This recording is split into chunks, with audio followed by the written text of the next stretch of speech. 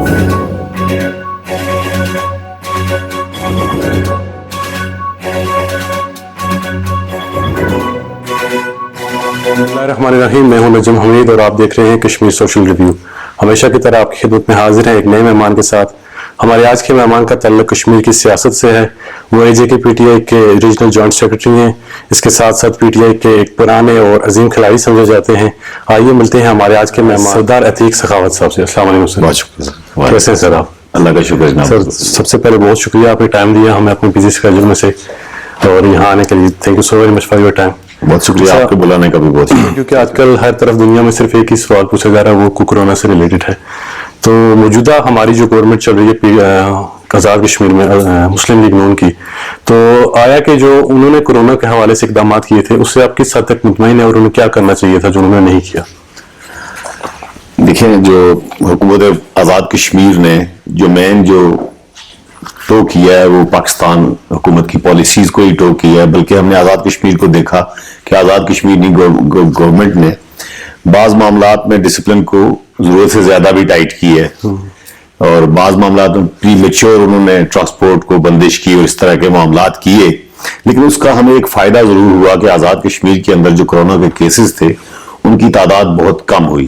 اور آپ یہ دیکھیں گے کہ جب جی بی میں جو ہمارا ٹیمپریچر ہے اور جو پاکستان کے ٹھنڈے علاقے ہیں جہاں پہ کورونا نے بہت زیادہ ہٹ کیا, اس کی نسبت آزاد کشمیر میں اس کی تعداد بہت کم رہی ہے. ہاں, جہاں تک تعلق ہے کہ پابندیوں کی حد تک, مگر آزاد کشمیر کی گورنمنٹ نے جب لاک ڈاؤنز کیے تو ان لاک ڈاؤنز میں جو تجارت اور کاروباری حضرات کو جو نقصان ہوا اور جو دیہڑی دار طبقے کو نقصان ہوا اسے کمپنسیٹ کرنے میں گورنمنٹ جو ہے مکمل طور پر ناکام رہی ہے. ایگزیکٹلی سر. سر الیکشن کا سیزن آ رہا ہے اور آج کل مطلب عروج پہ ہیں تیاریاں, تو اس حوالے سے آپ کی پارٹی کا مین فوکس کیا ہوگا اور آپ کی پارٹی کا مین مینیفیسٹو جس حساب سے آپ اپنی وہ کمپین چلا رہے ہیں, کون سی چیزیں جن پہ آپ فوکس کر رہے ہیں آپ کی پارٹی؟ دیکھیں, تحریک انصاف کا جو پاکستان ہو یا آزاد کشمیر ہو, جو بنیادی فوکس ہے وہ انصاف, تعلیم, صحت اور اس کے انفراسٹرکچر کے لیے ہے. آزاد کشمیر میں جب ہم دیکھتے ہیں تو 2005 کے زلزلے کے بعد سے اب تک ہم یہ دیکھتے ہیں کہ آج تک ہمارے 60 سے 65% جو ادارے جو گر گئے تھے زلزلے میں, جنہیں نقصان پہنچا تھا, ہم انہیں ری بلڈ نہیں کر سکے. آج بھی ہمارے پرائمری اور مڈل سکولز جو ہیں ان کے چھتیں نہیں ہیں ان کی, اور سڑکوں کا آج بھی یہ ہے کہ نامکمل سڑکیں, ادھوری سڑکیں, اور الیکشن کے موقع پہ دی جانے والی وہ کچی سڑکیں جو ہیں جن سے بلکہ دوہرا نقصان ہوتا ہے. ایک تو یہ کہ مقامی لوگوں کی زمین جو ہے وہ کاٹی جاتی ہے, اور وہ جو کٹی ہوئی زمین ہے بارشوں کے اندر وہ سارا پانی نالوں میں اور نالوں سے لے کے وہ منگلا ڈیم تک جاتا ہے, اور منگلا ڈیم کے اندر سلٹ کی تعداد کو بھی بڑھا رہا ہے. حالانکہ وہ جو سڑکیں گورنمنٹ جو دیتی ہے الیکشن کمپین کے دوران 2-2 لاکھ 3-3 لاکھ کی, اس سے لوگ فیسیلیٹیٹ تو نہیں ہوتے. البتہ یہ ہوتا ہے کہ جو سلٹ کی سطح جو ہے وہ منگلا ڈیم کے اندر بڑھ جاتی ہے. اب ہم چاہتے ہیں کہ آزاد کشمیر کے اندر یہ سارے منصوبے جو ادھورے رکھے ہوئے, جو بغیر کسی واضح اور وسیع سوچ کے محض الیکشن میں ووٹ لینے کے لیے جو بنائے جاتے ہیں, ہم چاہتے ہیں کہ ان کو ایک مربوط سلسلے کے تحت جو روڈ انفراسٹرکچر ہے اس کو یونین کونسلز کو اپنے سب ڈویژنز کے ساتھ, پولنگ اسٹیشنز کو اپنے یونین کونسلز کے ساتھ, اور سب ڈویژنز کو اپنے ڈسٹرکٹ کے ساتھ ایک مربوط نظام کے تحت جو ہے وہ اس کو جوڑا جائے تاکہ لوگ اس سے فیسیلیٹیٹ ہو سکیں. اور ایک چیز جو آپ کہتے ہیں مینیفیسٹو کے حوالے سے کہ پاکستان تحریک انصاف کا یکساں تعلیمی نظام کا ایک بنیادی جو ہے فوکس ہے ہمارا, جس میں پاکستان پر بہت زیادہ کام ہو رہا ہے کہ یکساں تعلیمی نظام لایا جائے. چونکہ یکساں تعلیمی نظام سے ہی ایک ایسی قوم کی تعمیر ممکن ہوگی جس کی یکروہی ہو, جس میں ہم آہنگی موجود ہو. تو یہ بھی ہمارے اس میں ہے.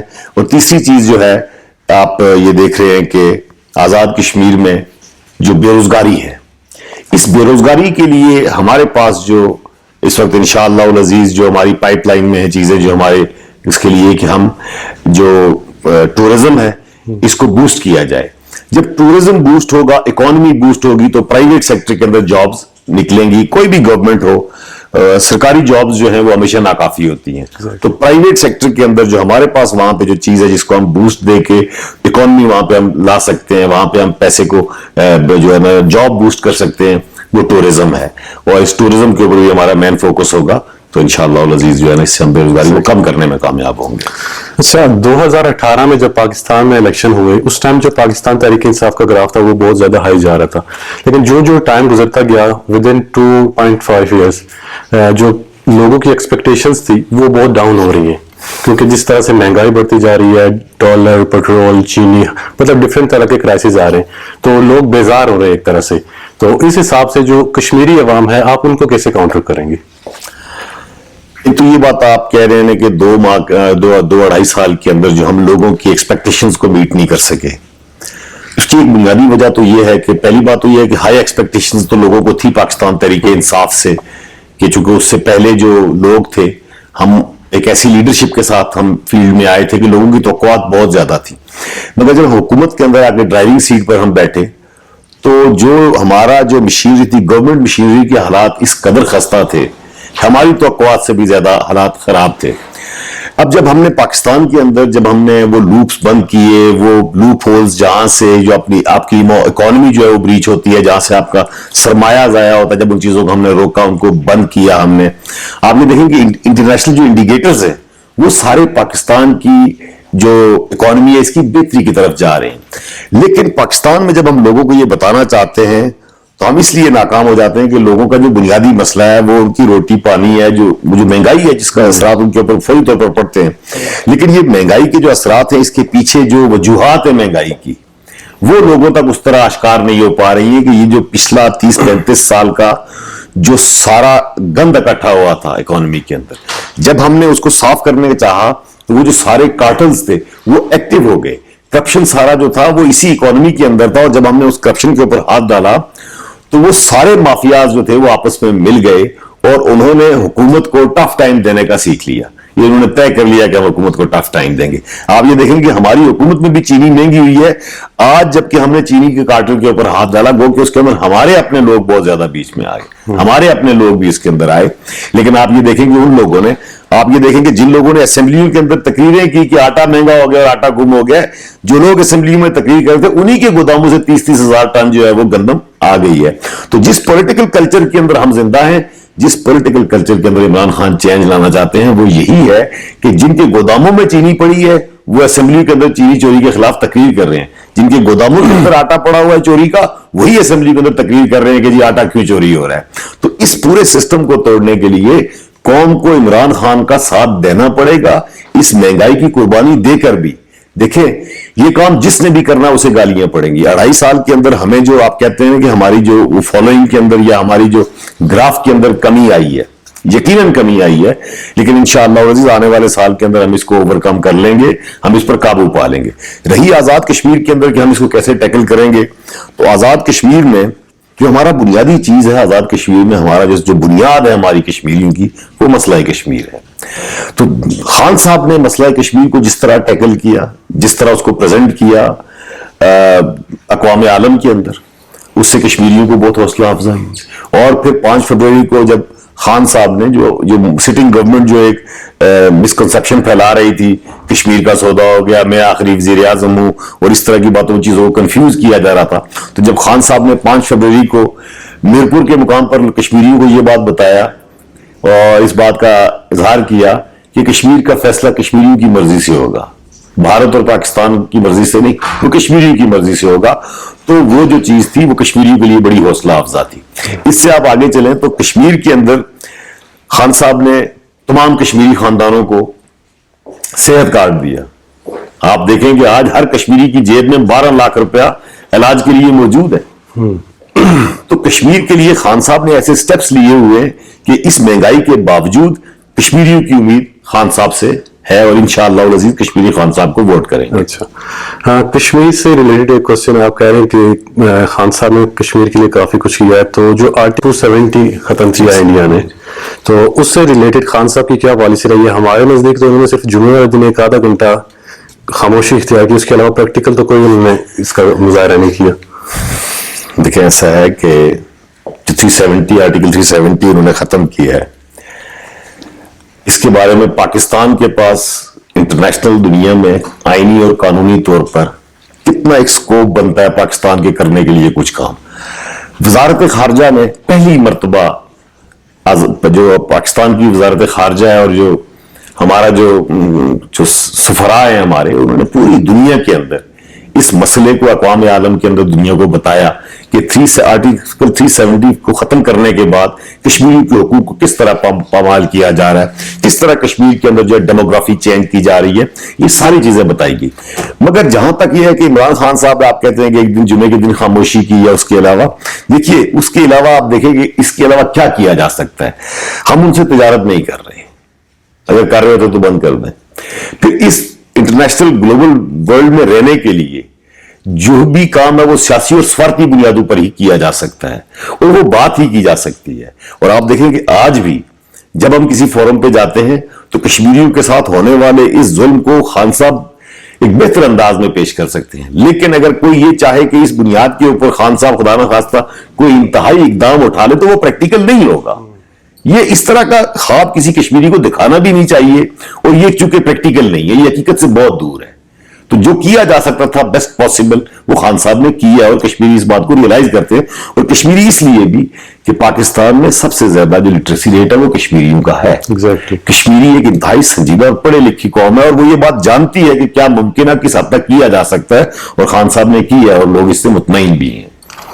اچھا، ابھی تک جو دیکھنے میں آیا ہے اس میں یہ ظاہر ہو رہا ہے کہ اے جے کے میں جو پی ٹی آئی ہے اس کا نون یا دوسری پارٹیوں سے اتنا کمپٹیشن نہیں ہے جتنا ود ان پارٹی ان کا آپس میں کمپٹیشن چل رہا ہے، تو اس کی کیا وجہ ہے؟ دیکھیں، یہ تو آپ نے پاکستان تحریک انصاف کی، یعنی آپ نے طاقت، مسلمہ طاقت تسلیم کر لیا آپ نے، کہ ہم یہ جو کہا آپ نے کہ ہم کسی سے مقابلہ نہیں، یقیناً ہمارا نون لیگ سے کوئی مقابلہ رہ نہیں گیا۔ نون لیگ شکست کھا چکی ہے، وہ اس کے جتنے بھی لوگ ہیں، کارکن ہیں، وہ ذہنی طور پر شکست تسلیم کر چکے ہوئے۔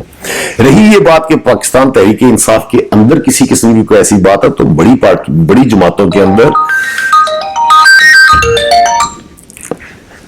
جو جماعتیں ہیں ان میں اپنی پسند اور ناپسند کا ایک معاملہ رہتا ہے۔ لوگ کسی ایک لیڈر کے ساتھ چلتے ہیں پارٹی کے اندر، کسی کو پسند کرتے ہیں، کسی کے ساتھ چلنا چاہتے ہیں، تو یہ ایک الگ چیز ہے۔ پاکستان تحریک انصاف میں کوئی تقسیم ہو نہیں سکتی پریکٹیکلی، اس لیے کہ پاکستان تحریک انصاف کا لیڈر جو ہے وہ عمران خان ہے۔ آزاد کشمیر کے اندر ہمارا جو سیٹ اپ ہے وہ ایک ریجنل سیٹ اپ ہے۔ دیر از نو لیڈر، لیڈر عمران خان ہے، اور آزاد کشمیر کے اندر جس کو بھی وہ ذمہ داری دیں گے، پاکستان تحریک انصاف کا ہر کارکن ان کے ساتھ چلنے کے لیے تیار اور خوشی سے چلے گا، تو بالکل ڈسپلن کے اندر ہے پارٹی۔ اچھا، سردار تنویر الیاس کو اے جے کے کا جہانگیر ترین کہا جا رہا ہے، اس بات میں کس حد تک صداقت ہے؟ میں اس بات سے اتفاق نہیں کرتا۔ سردار تنویر الیاس آزاد کشمیر کا سردار تنویر الیاس ہے، اسے کسی دوسرے نام کی ضرورت نہیں ہے۔ وہ عمران خان کے ویژن کے ساتھ، اور میرے غالباً 2006 سے وہ عمران خان صاحب کے اس چیریٹی ورک اور مختلف معاملات میں وہ خان صاحب کے سیٹ اپ میں ان کے ساتھ رہے۔ تحریک انصاف سے ان کا ایک بڑا طویل تعلق ہے۔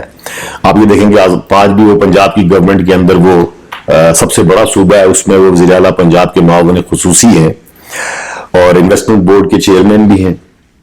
ان میں بہت پوٹینشل ہے، اور ان کے پاس ایک بہت اچھا ویژن ہے، اور عمران خان کے ویژن کو کیری کرنے کی صلاحیت ہے ان میں بے پناہ۔ تو خان صاحب نے انہیں آزاد کشمیر کے اندر ایکٹیو ہونے کی ہدایت کی، اور خان صاحب کی ہدایت کے مطابق وہ آزاد کشمیر میں ایکٹیو ہوئے ہیں، اور ان کے ایکٹیو ہونے سے میں یہ سمجھتا ہوں کہ پارٹی کو بہت فائدہ ہوا ہے، اور آنے والے وقت میں بھی اس سے بہت فائدہ ہوگا، کیونکہ میں نے جس طرح پہلے آپ سے ذکر کیا کہ آزاد کشمیر کے اندر جب ہم پرائیویٹ سیکٹر میں ہم نے وہاں پہ بزنس جاب اپرچونٹیز کو لانا ہے، ٹورزم کو ڈیولپ کرنا ہے، تو ہمیں سردار تنویر الیاس صاحب کے ویژن سے استفادہ کرنے کا موقع ملے گا، اور انشاءاللہ العزیز وہ بہت سے انویسٹرز کو وہاں پہ لائیں گے، اور آزاد کشمیر کی اکانومی بوسٹ کرے گی، اور وہاں پہ ہمارا جو بنیادی مسئلہ ہے جو بے روزگاری کا وہ حل ہوگا، تو وہ خان صاحب کے ویژن کو لیڈ کریں گے انشاءاللہ العزیز آزاد کشمیر میں۔ اچھا، پی ٹی آئی کا زیادہ تر فوکس یوتھ پہ رہا ہے، تو اے جے کی یوتھ کے لیے آپ کا کیا پیغام ہوگا ایسا جو آپ کی پارٹی ان کے لیے لے آئے گی؟ دیکھیں، ہمارا جو خان صاحب کی جو ہراول دستہ رہا ہے نا اس پوری تحریک میں، وہ یوتھ رہی ہے، اور خان صاحب کا فوکس بھی یوتھ پر اس لیے ہے کہ کل کا پاکستان یوتھ ہے، یوتھ ہی جو ہے وہ پاکستان کا مستقبل ہے، اور ہم یہ چاہتے ہیں کہ سب سے پہلا کام جو خان صاحب نے کیا وہ یہ کہ یوتھ کو ایک زبان دی، Exactly. یوتھ کو یہ بتایا کہ آپ کے حقوق کیا ہیں, how you can govern this country. ان کو یہ بات بتائی ہے خان صاحب نے کہ یہ جو بڑے بڑے ڈیرے وڈیرے اور جاگیردار جو ہیں, انہی کا اس ملک پر حکومت کرنا جو حق نہیں ہے, یہ ایک پڑھے لکھے پاکستانی کا, ہر پڑھے لکھے پاکستانی کا حق ہے. اور یوتھ جو ہے اسے انشاءاللہ العزیز آنے والے وقت میں زیادہ جو ہمارا جو سیاسی نظام ہے اس کے اندر اس کو زیادہ انوالو کیا جائے گا پولیٹیکل سسٹم کے اندر.